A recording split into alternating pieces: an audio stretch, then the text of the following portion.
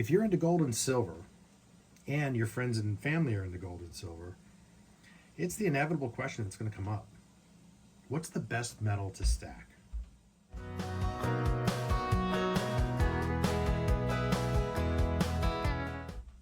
Welcome back, fellow savers, stackers, and metal enthusiasts.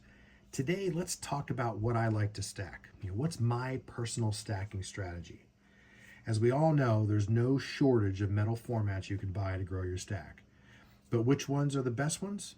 Well, that's going to depend on your personal strategy, your preferences, and what's your budget. Now, before I get into specifics, let's go back to the computer so I can share my own stacking strategy and framework that helps me think through purchases like these and where they fit into my stack. Okay, we're back in front of the computer. What you see in front of you is a 2x2 matrix.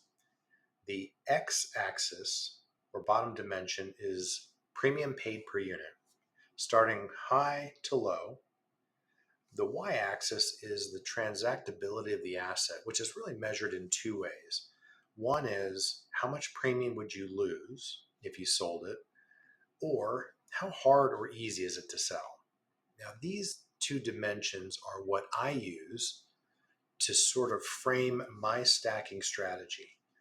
And as I look at this 2x2 matrix, for me, the place I want to be is in the upper right corner, where the premiums are kind of medium to low, and the transactability is easy, and I have lower losses. So for me, my attractive stacking zone is this area here. Similarly, in the lower left corner, where premiums are high, losses are high, this is an area that, in general, for stacking, I try and stay away from. Now, I will talk a little bit later on what kind of pieces fit in here and why I might actually stack some of those. But in general, for me and my stacking strategy, I try and stay away from high premium, high loss metals. Same here. Again, the loss is lower. It might be easier to sell, but you're still paying a significantly higher premium. So I got to think hard for any of the metal formats that fit in this area.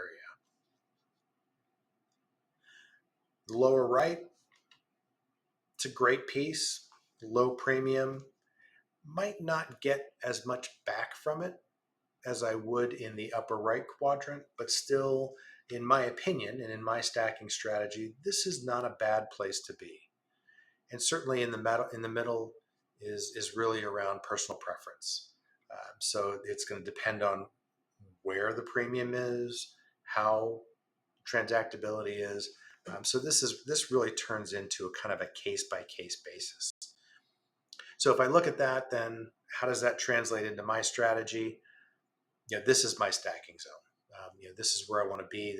These are the things that I look for and search out for. When they fall into this zone, I find those attractive for stacking. Down here, I generally try and stay away. I call it my no-fly zone.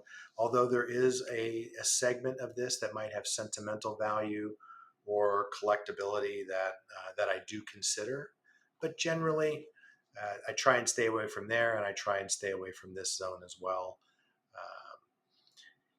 These are my case by case depends. So depending on the price, depending on the transactability, I may or may not stack these. But I would say, rule of thumb, stay in the right quadrants of this 2x2, and certainly in the upper right zone is where I want to live most. So now if we go back to the table with these in mind, I can then show you, or I'll show you, where some of the metals I had laid out on the table would fall within my stacking strategy and how I think about that. Okay, we are back. So let's apply what I just went through for my stacking strategy, and let's see where some of the different metal formats fall within this 2x2 matrix. We'll start with the easy stuff.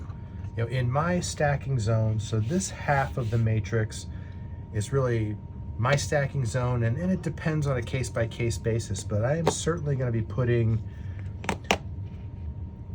both gold and silver eagles, as well as gold buffaloes, really in the upper right corner of this matrix. These are the most attractive metals for me to stack. I love stacking them, and depending on when the prices drop on the premiums, so you can pick them up at pretty good deals. And I'll talk about that in my third video, but essentially I love stacking these. When the premiums drop, they're very easy to transact. You're gonna lose the least amount of premium if you had to sell them. So I really look at these three as kind of my top metals. If I keep kind of working within this zone, there's a number of, well, it depends. And these are other sovereign coins. You have Maple Leafs, Philharmonics, Kangaroos, Britannias, other sovereign silver. I'll look at on a case-by-case basis. So it really depends on where the premiums are at. You're not going to get as much back for those, but they're still great metals to stack. And then to continue downward, I look at more generic silver in this quadrant. So the format's not necessarily as important to me, but I would say most of my generic silver, even constitutional, we'll put down here as another form of stacking. So all of this is going to depend on the pricing. You see a ton of sales, 99 cents over spot, 129 over spot for different formats of silver. So I will definitely increase my stack here depending on where the premiums are at for that metal for that day. Also sort of in the middle are kind of semi-numismatics like Morgan dollars, case-by-case basis. The other one that's really kind of tricky are fractional gold pieces. So whether it's a half, a quarter, or a 10th ounce gold, these really, the premiums on them can be incredibly high, or they can be in an attractive zone. So it depends on where they're at, what they look like. You have to be careful though. Really do the math on fractional gold, because you could end up paying a premium of $1,000 over by buying 10 1/10 ounce rounds versus one single 1 ounce round. And I'll go through some of that math in a future video, but really I love fractional gold, but you have to be careful because how much you pay for it will determine how much you stack. And that certainly is in my opinion. So now moving more to the left into kind of the no-fly zone, collectability, sentimental zone, I would add numismatics kind of in that zone. I would put international gold, easy to get, not all that expensive, but you're just, it's really not, it's easy to transact, but you're just not gonna, it's not gonna hold the same value as say US minted coins.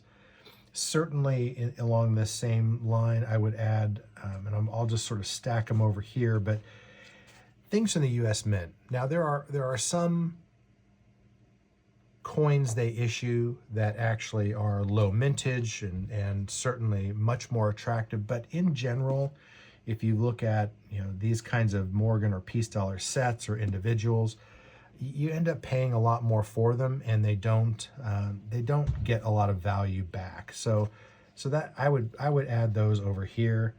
And then I think the last overlay I'll do is on some of these more specialty items. Certainly, this is the Stanley from The Shining, America's Most Haunted. This is K2.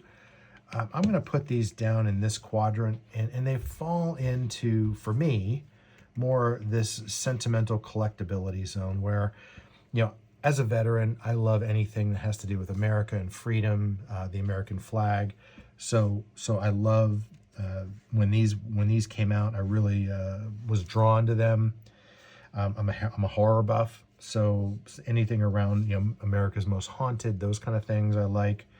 We've got family ties in Italy and Switzerland, so K2 created a connection there. So really, the things that are down here, it's less about stacking and wealth preservation and just more about sentimental value and things that make a connection. So I would say, as you look at this, again, the most important zone up here, kind of working our way down and to the left, is really how my stacking strategy unfolds. I try and stay up here as much as I can. When things aren't working out here, move down here. And then on a case-by-case basis, I'll move myself across to the left and sort of just, I'll be staying away from some of these formats of stacking metals. So thanks for sticking with me through what was a somewhat longer video. I hope you found it interesting and useful, and that there were maybe a few things in here that can help you think through your own stacking strategy. As always, let's keep working to grow our knowledge. Let's learn from history and drive our stacking strategies so we can start ruling the ratio together.